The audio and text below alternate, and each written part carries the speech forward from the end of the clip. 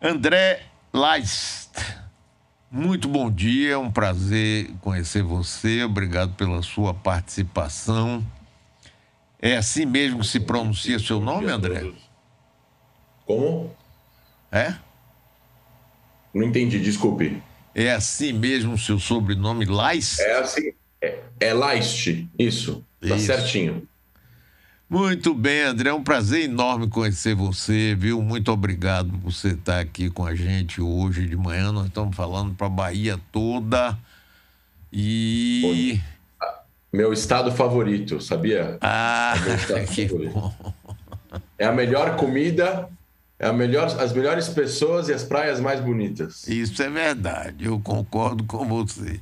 Agora, André, por favor, rapaz, ajude a gente a entender o que é que está acontecendo lá entre a Rússia, a Ucrânia, a OTAN, United States, essa coisa toda, André. Diga aí pra gente.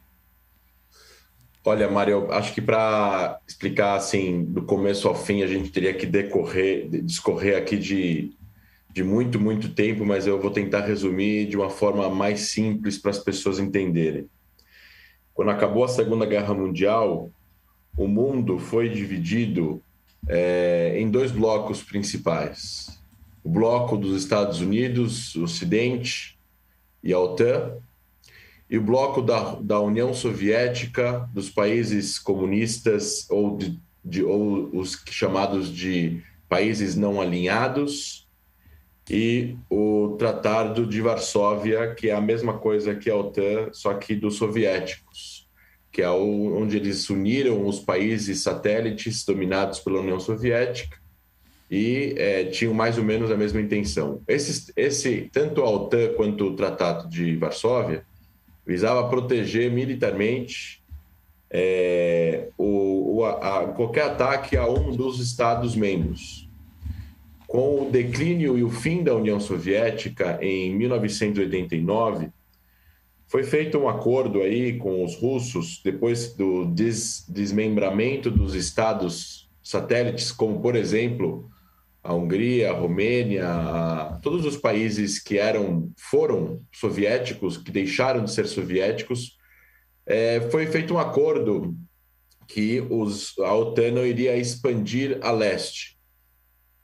E, ao mesmo tempo, que a soberania desses países ia ser respeitada e que a liberdade, os países iam poder ser livres e tomar suas próprias decisões.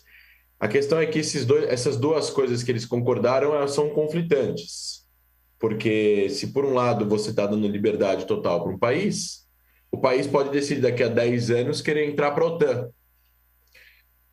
A OTAN é uma aliança de defesa, não é uma aliança de ataque. Ela nunca iniciou batalhas militares. Ela foi criada para poder proteger os países membros de um possível ataque de países não membros, incluindo principalmente a Rússia aí nessa esfera. A questão que os russos, na ótica deles, principalmente os russos, estou falando de Vladimir Putin e as pessoas que pensam que nem ele, porque não são todos que pensam que nem ele na Rússia, enxergam na OTAN expandindo a leste uma ameaça. Eles foram entendendo que o Ocidente estava cada vez mais perto das suas fronteiras e colocando armas perto das suas fronteiras. E eles se sentem vulneráveis com isso, eles acham que isso é perigoso para a soberania da Rússia. Então, eles acabaram aceitando os países altos, teve novas expansões depois de 2007, depois de 95, desculpe, e isso acabou fazendo com que eles se sentissem ameaçados. Só que os russos eles não tinham força econômica, militar ou política para fazer alguma ação contra esses interesses dos Estados Unidos, a ponto de não iniciar uma guerra com os Estados Unidos. Então, eles precisavam fazer algo político. E eles começam a fazer esse movimento político nos anos 2000, ao tentar fazer com que a Ucrânia, que é o maior país da Europa e a maior fronteira da Europa, entre aspas, com a Rússia, fosse sempre comandada por alguém que seja pró-Rússia e não pró-Ocidente. E isso começa a mudar em 2014 com a eleição de pessoas pró-Ocidente, pró-União Europeia, pró-democracia, etc. e tal. Essa desculpa que o Putin dá inicia as hostilidades, sendo que a gente está falando de protestos, a gente está falando de governos que foram eleitos antagônicos à Rússia, e, consequentemente, aí em 2014, a anexação da Crimeia, e desde então uma guerra dentro de zonas separatistas, onde existem pessoas que se identificam com a Rússia vivendo dentro da Ucrânia. É como a gente agora está falando agora de pessoas que se identificam com o México dentro dos Estados Unidos, tá? Mais ou menos isso. Vivem lá, são cidadãos, mas se identificam culturalmente com outro país. E eles começam a criar uma guerra civil dentro da Ucrânia para separar essas duas regiões, que culmina com a situação que a gente se encontra agora. Mas esse não é o único motivo de Putin. O Putin tem outros motivos que são culturais, são políticos, são econômicos. Ele não quer a influência dos Estados Unidos num país do tamanho da Ucrânia. Ele não quer que a Ucrânia vire um país ocidental, onde ele vai ter instituições democráticas que possam conquistar culturalmente todos os ucranianos e, consequentemente, pode se espalhar para a Rússia e, no fim das contas, colocar a soberania da Rússia em perigo, não militarmente, mas culturalmente. Ele não quer que a Rússia vire um país democrático, livre, com instituições democráticas, porque isso vai significar o fim da hegemonia russa, porque se a Rússia virar um país democrático do jeito que a Europa é, vai ser mais um país democrático de 140 milhões de pessoas e os Estados Unidos vão surgir realmente como o grande líder mundial sem ter competição. E eles não querem isso, eles querem ter a linha de competição estabelecida. E por isso eles têm vários motivos no papel, eu encerro minha primeira resposta aqui, para poder fazer o que eles estão fazendo. Conquistar um país fraco, onde ainda não tinha sido instalada nenhum tipo de armas da OTAN, porque ele não assinou nenhum acordo ainda para entrar na OTAN, então atacar esse país não significaria atacar a OTAN ainda, e então não teria o perigo de a OTAN reagir. Ninguém tem interesse de lutar uma guerra contra os russos, o exército deles é gigantesco, e eles não se importam muito com baixas militares. Então, a estratégia dele realmente agora é uma guerra total pela Ucrânia, e a Ucrânia está numa guerra total pela sua sobrevivência. E Putin já começa a dar sinais de que está perdendo a guerra. Ele pode vencer batalhas, mas ele está perdendo a guerra. André, tem duas coisas aqui que me batem aqui um pouco na cabeça. Primeiro, você não acha que também Putin quer mostrar ao mundo, de alguma forma, que a Rússia não deve ser tratada como tem sido tratada pelos membros da OTAN e pela comunidade europeia e pelos Estados Unidos como um país fraco, um país já que não oferece nenhum perigo? Ou seja, ele não está lutando também para mostrar que o leão tem dente, não é um leão desdentado? É a primeira pergunta. E a segunda pergunta, você vê alguma semelhança com as atitudes de Hitler antes de iniciar a guerra contra a Polônia, antes da invasão da Polônia, que dá início à Segunda Guerra Mundial, mas quando ele exigiu a volta dos Sudetos, quando ele pegou um pedaço da Tchecoslováquia, quando Chamberlain e Daladier foram lá e saíram felicíssimos, não vai ter guerra. Hitler disse que não quer mais nada, e Hitler queria era o espaço vital.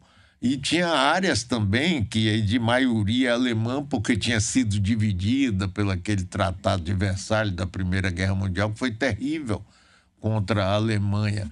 Você vê alguma semelhança, não digo ideológica, assim, mas alguma semelhança de atitudes, e isso poderia gerar ou está gerando uma certa frouxidão também da comunidade europeia, da OTAN e dos Estados Unidos, que vê de longe sem meter a mão? Olha, começando pela primeira pergunta, Mário, existe uma questão cultural dentro da Rússia, aonde os russos querem que o mundo enxerguem eles de igual para igual e Sim. tratem eles de igual para igual. E isso não foi, de acordo com uma analista russa que eu escutei ontem, isso não foi feito depois da queda do muro, e foi a grande frustração de Boris Yeltsin, que foi o primeiro presidente da Rússia. Agora eu estou fazendo uma bastante ressalva da Rússia democrática, né? Porque a Rússia não é uma democracia, nunca foi, mas da Rússia após a queda do Muro de Berlim, da Rússia após o fim da União Soviética, Boris Yeltsin, a gente está falando aqui de uma pessoa que estava contando com um respeito mútuo americano, e a grande frustração dele foi que não estava tendo isso, não tinha esse tipo de devolutiva dos americanos e dos europeus. Enxergavam eles como primitivos, não democráticos, culturalmente inferiores, etc, etc. E isso afetou muito a cabeça das pessoas que estavam no poder, e, obviamente, depois que Putin entra no poder, ele fala que ele acha que ele decide que ele vai estabelecer esse tipo de simetria que, na cabeça dele, era algo que precisava ser colocado pelo mundo. Assim, não é possível que o mundo não vai respeitar o maior país do mundo, com o maior exército do mundo. Mesmo que a gente tenha perdido alguns territórios, a gente continua sendo ainda o maior país do mundo, uma das civilizações mais antigas do mundo, e, portanto, a gente vai tentar conquistar esse respeito por força ou não. Então, existe uma questão, sim, dessa relação cultural, mas a gente, ao mesmo tempo, mesmo que exista essa questão, não pode justificar, não tem nem como, apesar de a gente estar aqui explicando como os russos enxergam, a gente pode ficar até amanhã falar como os russos enxergam, mas nós somos brasileiros, e o Brasil é um país democrático, na sua essência temos liberdade nas nossas veias, estamos acostumados com isso, e não tem nenhum cenário que a gente consiga entender, ou pelo menos entender sim, mas aprovar qualquer atitude de Putin. Eu, como cientista político, digo que a única ressalva militar como experiência em resoluções de conflitos e em segurança nacional é que a questão da OTAN é uma questão válida a ser discutida. A expansão ou não, a extensão ou não para leste da OTAN é uma questão a ser discutida, independentemente da Rússia ser um país autoritário e ser um país agressivo, porque a gente está falando da escola de realismo de relações internacionais, onde você tem um equilíbrio de potências. Então, sim, a gente não vai simplesmente acreditar que a democracia e a liberdade vai destruir o autoritarismo, porque a gente no passado viu que não funciona. Você pode ter uma revertida, e essa revertida pode transformar um país livre em um país ditatorial e autocrata por muitos anos. Isso é ruim para a população que vive lá. Em relação à segunda pergunta, a semelhança com os semelhança, métodos de sim. Hitler. Eu acho que não existem algumas semelhanças técnicas que a gente pode falar. Hitler estava invadindo a Tchecoslováquia, falou que não ia invadir, aí fez o acordo, encontrou com o Genaldo, encontrou com todo mundo, e no final das contas ele mentiu e ele foi invadiu a Tchecoslováquia. E aqui o Putin falou que não invadiu a Ucrânia, ou pelo menos ele pode não ter mais ideias de expansão e expandir mais. Eu não acho, sinceramente, que ele tem condições de continuar nenhum tipo de expansão maior que essa. Primeiro, ele não está ganhando a guerra. A expansão na Ucrânia vai estar sendo mais difícil do que ele achava. Ele não derrubou o governo, ele não destruiu totalmente o exército ucraniano, ele teve milhares de baixas, ele já perdeu helicópteros e aviões, ele está com o mundo inteiro contra ele, sanções econômicas contra ele são mais fortes do que ele esperava, ele tem menos acesso às reservas de dinheiro do que ele achou que ele ia ter. O tempo está correndo contra ele, a favor dos ucranianos. Se ele conquistar uma parte da Ucrânia, ele vai ter uma população gigante de ucranianos hostis contra o exército russo local, o que vai gerar mortes, insurgência e até grupos paramilitares que vão começar a atacar as forças russas estacionadas na Ucrânia. Vai virar um cemitério de exército russo. Ele não vai conseguir dominar esse território por muito tempo. Ele só tem a perder a partir de agora. Ele pode sofrer algum atentado interno lá, ele pode sofrer algum golpe interno dentro da Rússia que podem tirar ele do poder, ele pode ser assassinado lá. Ou seja, tem muita coisa que pode acontecer que, na minha opinião, todos os cenários são ruins para ele. Não são ruins para o resto. Agora, claro, a gente está falando ainda de um domínio russo na Ucrânia que pode ser temporário, pode ser parcial, ele pode conseguir destruir o governo ainda, dependendo do que ele fizer, e dependendo da reação do governo da Rússia, da Ucrânia. Mas, assim, não acho que seja igual a pessoa Vladimir Putin, a pessoa Adolf Hitler. São pessoas diferentes, com ideologias diferentes, com metodologias diferentes e com crenças diferentes, né?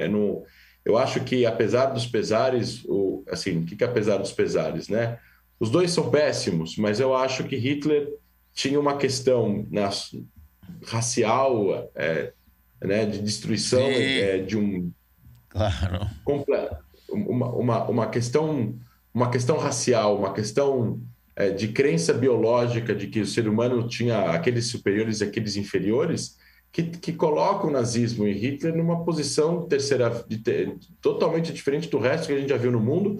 Isso não é eu que falo, é o Yuval Harari, um dos maiores pensadores vivos hoje em dia, o israelense Yuval Harari, que fala no livro Sapiens, né?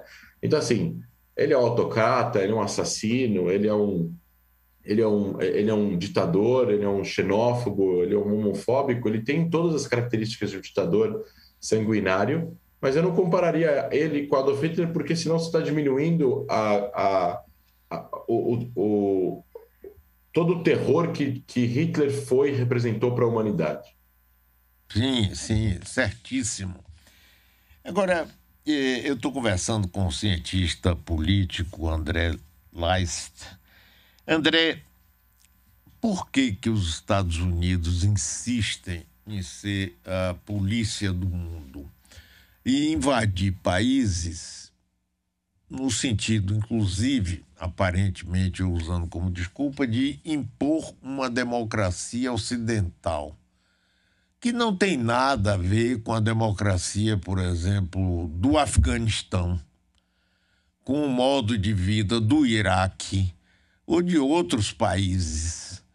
Não é? E no final, o Vietnã, quer dizer, no final, os Estados Unidos têm saído escarreiradamente derrotado desses países, mas continua com esse mesmo pensamento de que, como se eles tivessem a democracia perfeita, o que não é verdade.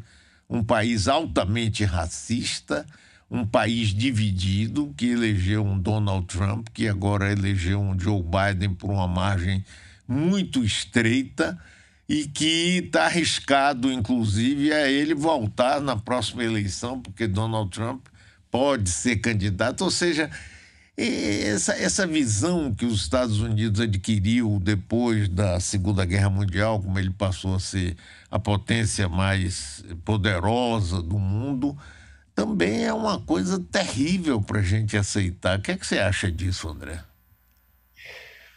Olha, eu tenho um pouco de pragmatismo, de realismo e, ao mesmo tempo, sou um liberal democrata, então, na minha essência. Então, assim, eu acredito sempre que a democracia e a liberdade vão vencer a escuridão e regimes ditatoriais fechados e autocratas, Mário.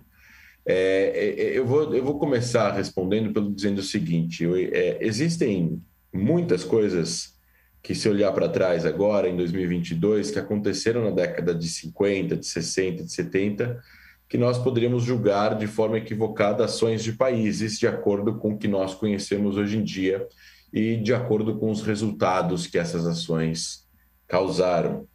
Mas a gente pode sempre julgar, mas a gente tem que entender que a época que se vive, eu não estou falando agora de costumes, eu não estou falando de normas, mas eu estou falando agora que a quantidade de informações que nós tínhamos e a quantidade de inteligência que nós tínhamos naquela época em relação ao que poderia acontecer caso não, era limitada, né?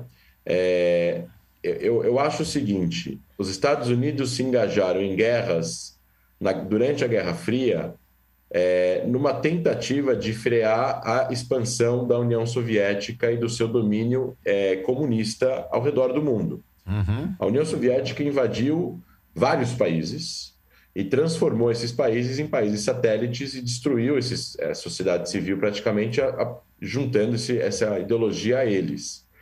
As revoluções que ocorreram para implementar um regime comunista, como não dava para implementar isso pelo sistema democrático, foi usada a ditadura. E a oposição política era enfrentada com morte, e isso causou 100 milhões de mortes. Então, os Estados Unidos enxergavam que isso era um perigo para a humanidade. Eu não acho assim que os Estados Unidos agiam sem interesse. Claro que eles agiam com interesse. Com a Guerra da Coreia, eles enxergavam que se eles não entrassem ali, eles iriam ter uma península inteira da Coreia comunista. E eles conseguiram brecar essa invasão até um certo ponto e salvaram a Coreia do Sul. Uhum. A Coreia do Sul é uma economia pujante que compra bilhões de dólares dos Estados Unidos. Então, assim, a defesa da liberdade, da democracia acaba ajudando o capitalismo, porque qualquer sistema democrático vai ser livre no comércio e automaticamente vai ser um cliente dos Estados Unidos ou vai vender alguma coisa importante para os Estados Unidos.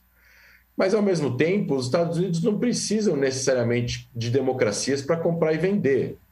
Ou seja, isso é importante, mas será que é primário ou secundário? Afinal, o maior cliente dos Estados Unidos do mundo pode ser a China, pode ser... os Estados Unidos têm uma relação íntima com a Arábia Saudita, íntima com a Arábia Saudita, que é um país extremamente fechado e autocrata, né? O regime lá é extremamente fechado ainda.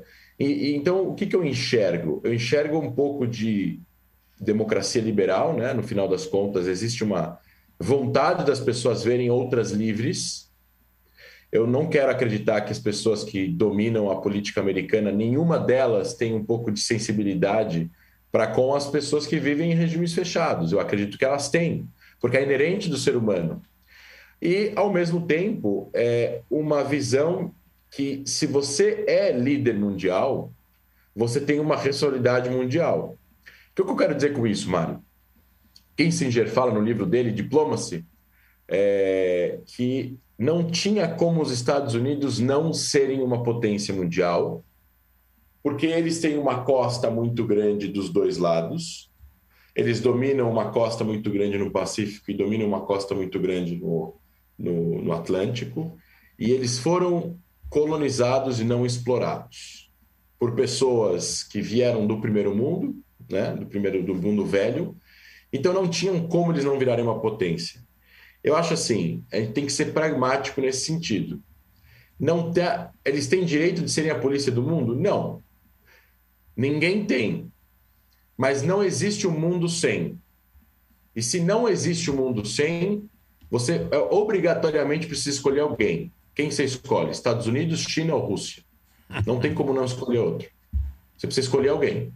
Com todos os defeitos que esse alguém vai ter ou não tem, você precisa necessariamente escolher alguém. Eu escolho os Estados Unidos. Eu prefiro que os Estados Unidos, com todos os seus defeitos, e a gente tenha todas as críticas e você lute pela democracia, mas assim, os Estados Unidos são uma democracia, eles são uma das maiores democracias do mundo. Não estou nem falando de questões de tamanho, porque a Índia seria a maior de todas, mas entre os países mais livres, onde tem a maior divisão de poderes, onde você tem um sistema realmente livre. As pessoas são realmente livres até ao ponto de elas conseguirem falar absurdos na rua, não serem presas, aquelas seriam, né, no Brasil. Mas, assim, a democracia dos Estados Unidos é muito sólida, as instituições são muito sólidas, ela é muito antiga, não teve lá ditaduras dominando por 30, 40 anos o país, etc. e tal. Então, você tem um regime muito sólido, uma divisão muito sólida, você tem uma produção cultural muito sólida. Então, eu acho, sim, que os Estados Unidos, se você colocar em pé de igualdade como líder mundial com a Rússia, por ser uma potência nuclear, a Rússia não é a maior potência econômica, é a 12ª, a 13ª, é um pouquinho maior que o Brasil, mas a Rússia tem uma maior potência militar depois dos Estados Unidos em bombas atômicas, né? E é um país muito grande. Então, se você colocar a Rússia e você colocar a China como uma economia de 14 trilhões de dólares e 1,5 bilhão de pessoas, entre China, Rússia e Estados Unidos, eu, como uma pessoa que gosto de liberdade, de democracia, acho isso o principal e o essencial, vou preferir os Estados Unidos. Não pelo meio, pelo copo cheio, mas por metade do copo cheio. E eu concordo inteiramente com você, rapaz. Inclusive, no meu caso específico, por exemplo, meu pai era húngaro, judeu húngaro que teve que emigrar para o Brasil no início lá das perseguições, né, nazistas. E vimos como a Hungria, eu conhecia a Hungria ainda como satélite, né, russo, e vi como em 1956 o Pacto de Varsóvia entrou lá, destruiu à vontade. Depois, na Tchecoslováquia, a Primavera de Praga, não é? Quando se tentou o mínimo de liberdade, rapaz, eles entravam e quebravam completamente. André, muitíssimo obrigado, viu? Eu gostei, foi um prazer enorme conhecer você. Parabéns aí pelo seu trabalho. Se você me permitir, eu gostaria de voltar a conversar outras vezes com você e enriquecer. Vai ser um prazer imenso. Vai ser um prazer imenso. Muito obrigado pelo convite. Eu é que agradeço, André. Muito bom dia. Parabéns aí pelo seu trabalho, viu? Obrigado Até a você. a próxima. Um abraço.